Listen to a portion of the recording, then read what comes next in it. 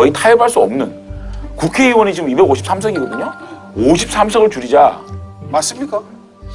우리 장재원 우리 간사님이 이제 정개특위에서 자주 이제 뵀는데 생각보다 부드럽습니다.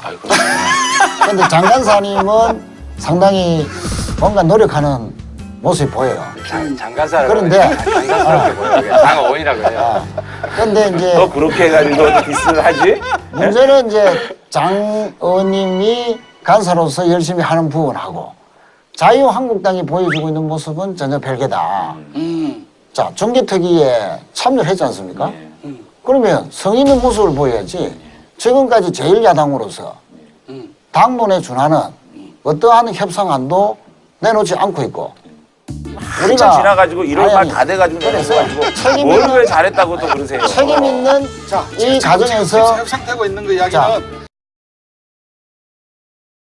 경제 뭐 우회될 것 같습니까? 우리 최인 의원부터 말씀해 주시죠. 예, 우선 뭐 부산 경제가 우리나라 전체 경제가 떨어질 수 없기 때문에 우리나라 전체 경제 전망을 간단하게 해보면 결코 좋은 상황이 아니다. 특히 우리가 수출 주도로 이렇게 경제를 이끌어가는 나라로서 세계 경제가 지금 호황의 끝자락에 있다. 이제 불황이 시작됐다는 거죠. 그게 이제 상당히 좋지 않은 조건이고 특히 우리나라는 이 무역액이 절대적으로 중국에 많이 의존하고 있습니다. 또 우리 부산 경제로 보면 좋은 징조도 있습니다. 중국에 빼앗겼던 조선 수주량이 세계 1위로 다시 이제 올라섰고요. 사실 우리 최 의원님께서는 해법도 가지고 한번 이 부산시를 한번 짚어봐 주시면 좋겠는데요. 그 제조업이 가장 중요하지 않습니까? 그런 측면에서 우리가 자동차라든지 조선 이 산업이 이제 결국 부산을 이끌어가는 그렇죠. 제조업의 중심인데요. 자동차는 최근에 이제 좋은 소식이 있습니다. 르노 자동차가 트위지라는 초소형 전기 자동차 그 생산 라인을 스페인으로부터 이전하려는 지금 움직임을 갖고 있죠. 그 다음에 이제 선박 문 부분인데 대통령은 근데 전기차 얘기 안 하고 수소혁명에 좀 기다려 보세요. 수소차 나옵니다. 그래서 이제 조선과 관련해서 잠시 더 말씀을 드리면은 그다음에 이제 수소 선박 아까 이야기했는데 그것만 하이연에 하는 게 이거 모래시계 나요, 모래시계. 두 분의 그 말씀 속에서 뭐 인정할 부분도 있습니다. 예를 들면 뭐 급격한 최저임금의 상승이라든지 또 정부가 경제가 계속 어려운 현실을 인정하지 않는 태도 또 일자리의 증가가 실질적으로 또 좋은 면도 있지만 일용직이나 또 임시직은 또 나빠졌거든요. 뭐 이런 부분에 대해서 뭐 인정하라 이런 말씀인 것 같아요. 그런 측면들은 솔직히 인정합니다. 특히 그래서 이해찬 대표도 훨씬 최저임금 부분은 부분은 바꿔야 돼. 안 바꾸고 말 좀 합시다.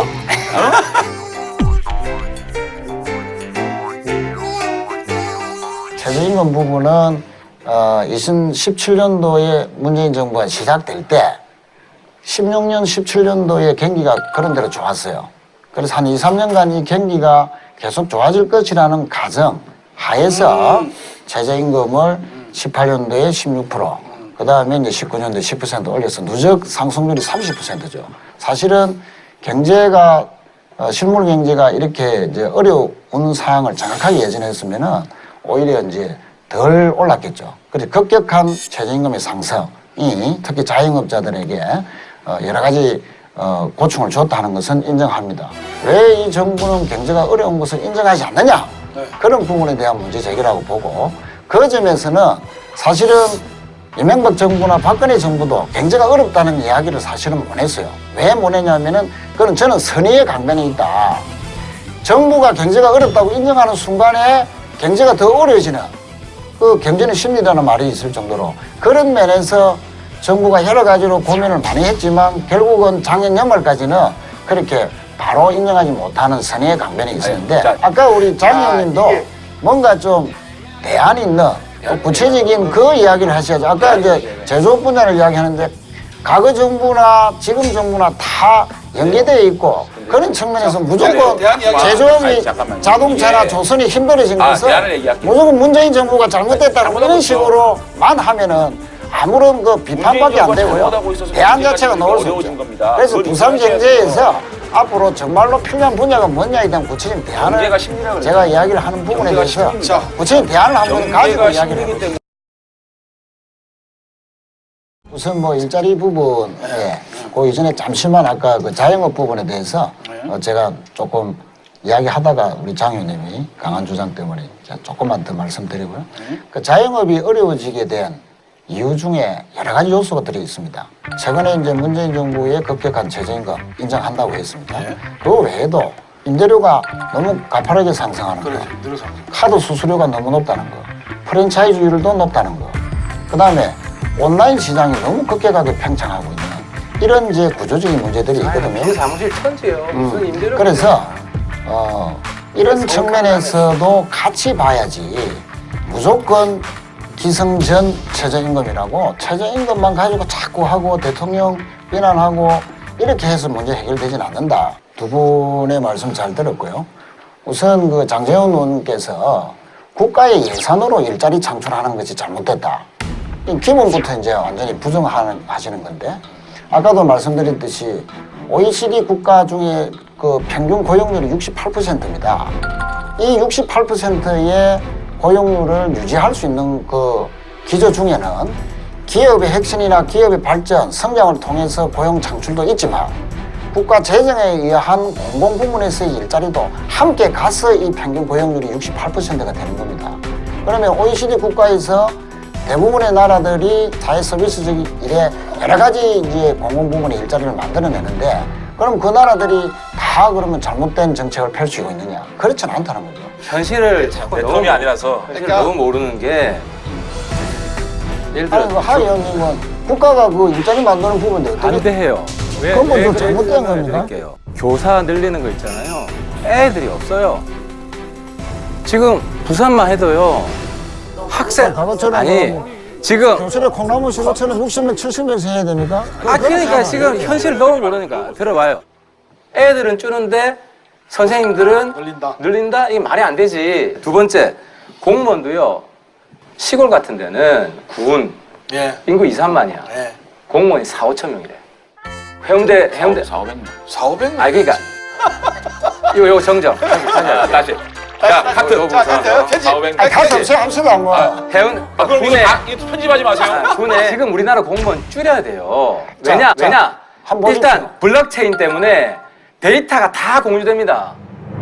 다 공유되는 세상이 됩니다. 지금 국세청 데이터, 국민연금공단 데이터, 그리고 그 노동공단 데이터 이게 다 어려법 다 어려보면 다 다 통합이 연결돼 됩니다. 있습니다. 공공의 일자리는 굉장히 자동화되고 이 컴퓨터 전산화되면서 갈수록 일자리가 줄어드는데 지금 식대로 하잖아요. 공무원 늘리게 되면 4차 산업혁명 혁신 성장 하잖아요.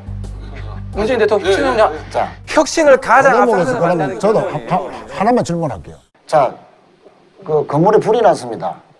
그럼 소방수가 가서 부를 겁니까? 기계가 가서 자동으로 부를 겁니까? 여기서 그러면 현재 교사 공무원은 이제 내가 이긴 걸로 하고 그다음에 제가 그다음에 제 소방을 말씀, 가서 아니 제 이야기를 좀 들어보세요. 자, 보십시오. 소방 우리 그 저기 계신 분들이 또 사망도 하고요, 또 가로사도 하고 여러 가지 얼마나 어려운 열악한 현실입니까?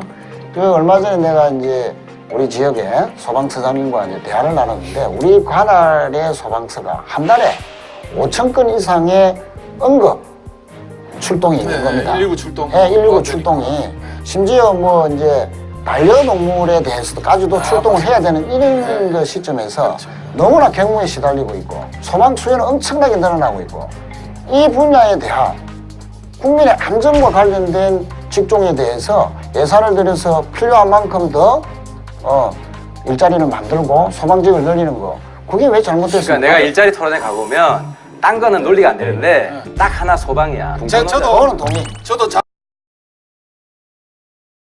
2019년 부산 정치 앞으로 어떻게 2019년 부산 정치를 어떻게 전망하십니까? 요 이야기 한번 세 분이서 짧게 하면 부산 정치. 우선 제가 한 말씀 드리면요.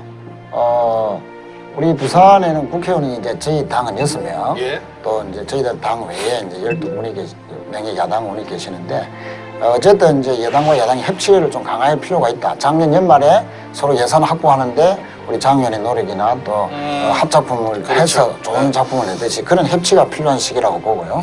그런 측면에서 특히 부산시가 적극적인 노력이 필요한 시기다. 그래서 평화에 대비하고 민생을 실질적으로 해결하는 그런 해로 부산 정치가 돼야 된다. 잡아야 됩니다.